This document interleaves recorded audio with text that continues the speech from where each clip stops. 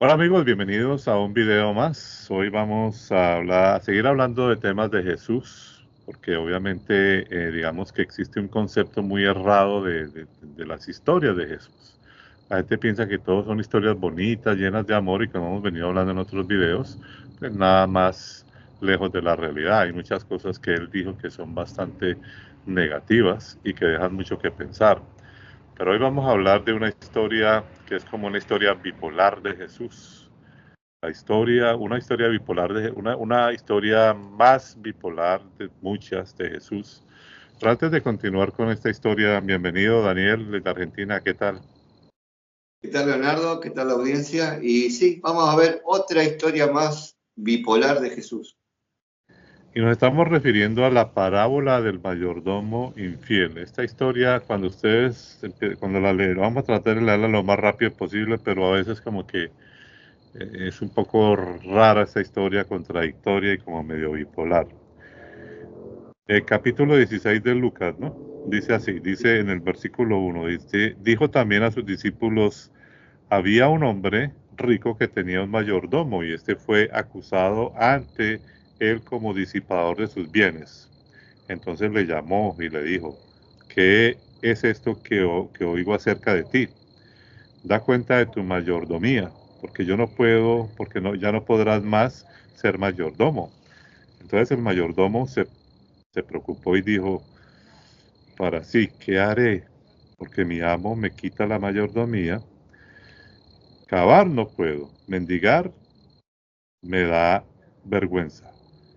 Ya sé lo que haré para que cuando se me quite de la mayordomía, me reciban en sus casas y llamando a cada uno de los deudores de su amo, dijo al primero, ¿cuánto debes a mi amo? Él le dijo, 100 barriles de aceite. Y él dijo, toma tu cuenta, siéntate y pronto y escribe solamente 50.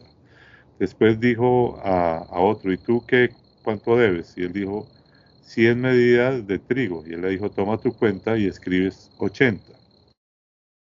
Y alabó el amo del mayordomo malo por haber hecho sagazmente. Y aquí es donde empieza una cuestión bastante curiosa. Dice, porque los hijos de este siglo son más sagaces en el trato con sus semejantes que los hijos de luz.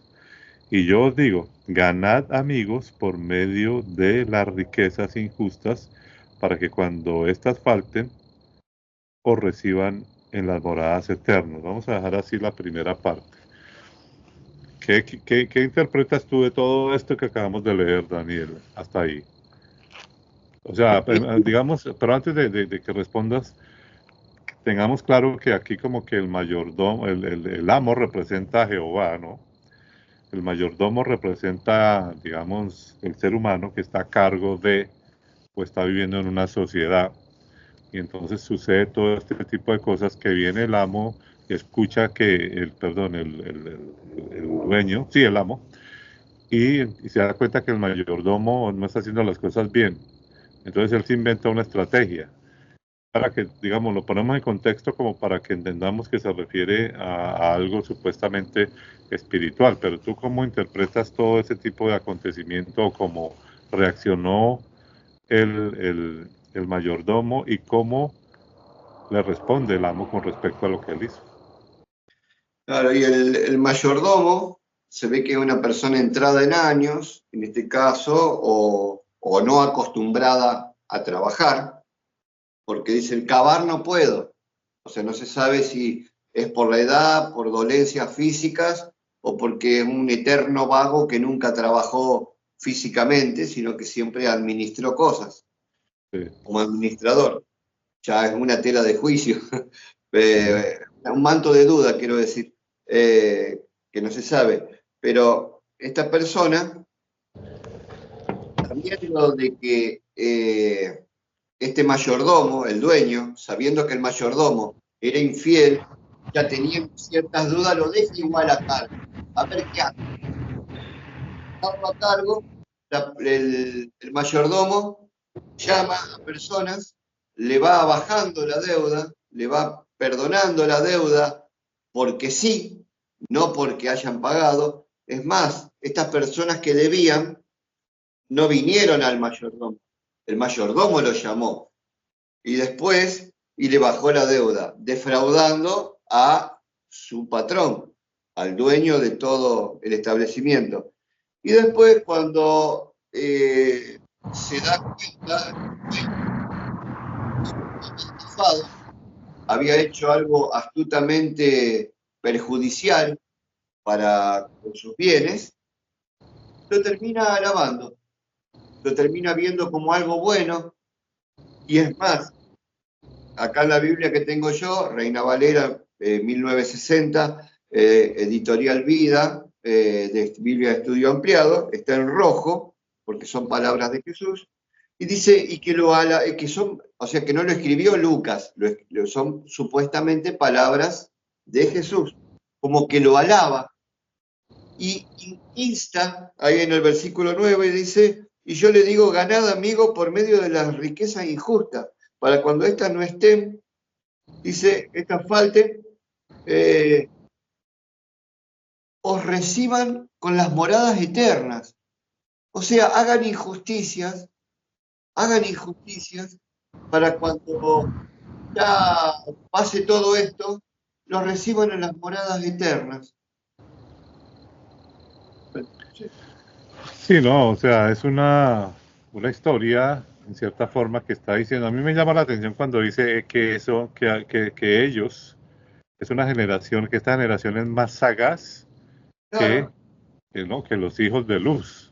Entonces, que son más sagaces y les dice, ganen amigos haciendo riquezas, en cierta forma, ¿no?, como injustas, o riquezas de esa manera, porque finalmente, cuando las riquezas no estén, entonces serán recibidos en las moradas eternas.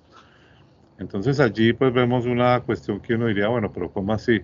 O sea, les está diciendo, le está colitando al mayordomo lo malo que hizo, ¿no? Porque en cierta forma el haber, no fue que lo hizo o sea, como vos decís, no le consultó al amo porque le hizo perder negocio, por decirlo así, y decidió hacer algo que el amo supuestamente lo vio bien porque le dijo que lo había hecho sagazmente porque de alguna forma nos había hecho pagar algo de la riqueza, ¿no? Algo de su deuda, perdón. Entonces, eso suena como que bueno, que sí, que existe algo malo y síganlo haciendo y porque entonces incluso van digamos, a estar en las moradas eternas. claro. Pero la contradicción es que después en el verso 10 dice que el que es fiel en lo poco, en lo muy poco también, en lo más es fiel. Y el que es, digamos, en lo muy poco es injusto, también en lo más es injusto. Pues si en las riquezas injustas no fuisteis fieles, ¿quién os confiará lo verdadero? Y si en lo ajeno no fuiste fieles, ¿quién os dará lo que es vuestro?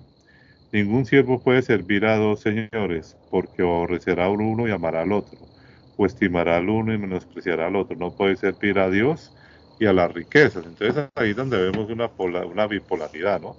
Por otro lado, en la primera historia está alabando al siervo infiel porque fue sagaz y fue astuto, y que cuando las riquezas falten va a estar en unas moradas eternas. Y por el ¿Verdad? otro lado les dice lo contrario, ¿no? Que si fue un siervo que fue infiel en lo poco, pues seguirá siendo allá también, digamos, no tendrá una buena recompensa, ¿no? Por decirlo así.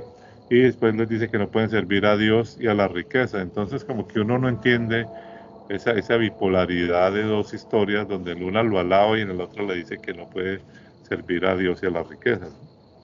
Claro, porque acá está también como viendo de que tenés que tener pocas cosas, tenés que deshacerte de tus bienes, porque los bienes te van a impedir, el rico se le hace imposible entrar al cielo. Cuando Abraham tenía miles de ovejas, de cabras, de vacas, de ganado, y estaba bien, porque estaba bendecido. Ahora está mal tener cosas.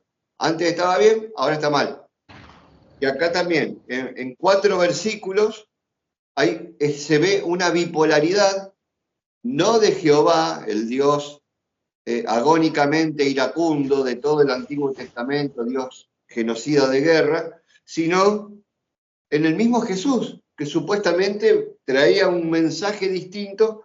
Vemos la bipolaridad en los 4 versículos, dos versículos alaban y justifican y te llevan al cielo, y en los otros 2 está todo mal. Entonces, ¿en qué quedamos?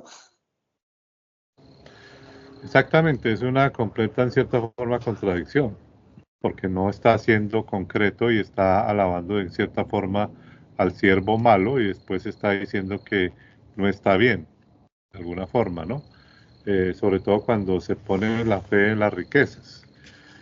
Y eso trae mucha confusión, ¿no? Eso trae mucha confusión, porque por ejemplo, mira, que no puedes adorar a Dios y a las riquezas. Y sin embargo, uno ve que la mayoría de predicadores viven en tremendas casas, algunos tienen hasta aviones privados y viven enseñando supuestamente la palabra, entonces se están contradiciendo, ¿no? Porque entonces no estarían sirviendo supuestamente a ese Dios, sino a las riquezas. Pero la gente también justifica todo eso, ¿no? Que Salomón fue rico, que David fue rico y que no sé qué. Entonces siempre hay como es decir, si no solamente esta es una historia bipolar, sino que muchas historias de la Biblia son demasiado bipolares en ese aspecto, ¿no? Dice una vez una cosa a otra, luego dice otra completamente opuesta. Entonces como que es una confusión en muchos aspectos, ¿no? Sí. Si bien en el pasaje cuando habla no podés servir a Dios y a las riquezas, en griego es la palabra mamón. Mamón era el dios de las riquezas. Pero cuando, la bipolaridad de nuevo, cuando me conviene, todo esto que yo tenía, Dios me lo dio. Ahora, cuando no me conviene, es del dios mamón. Entonces, estamos en la misma. Siempre la Sí. bipolaridad. Claro, Abraham entonces tenía las cosas por Dios, no por mamón. Acá este hombre tenía las cosas y porque era codicioso, le gustaba tener cosas, y si es rico no va a poder entrar al cielo. Wow. ¿Qué quedó? Exactamente, bueno, es un poco confusa la cuestión, pero el hecho es que sí vemos muchas historias bipolares con respecto a Jesús, en donde decía una cosa y después decía otra, y bueno, no sé si tienes algo más que decir para concluir el video.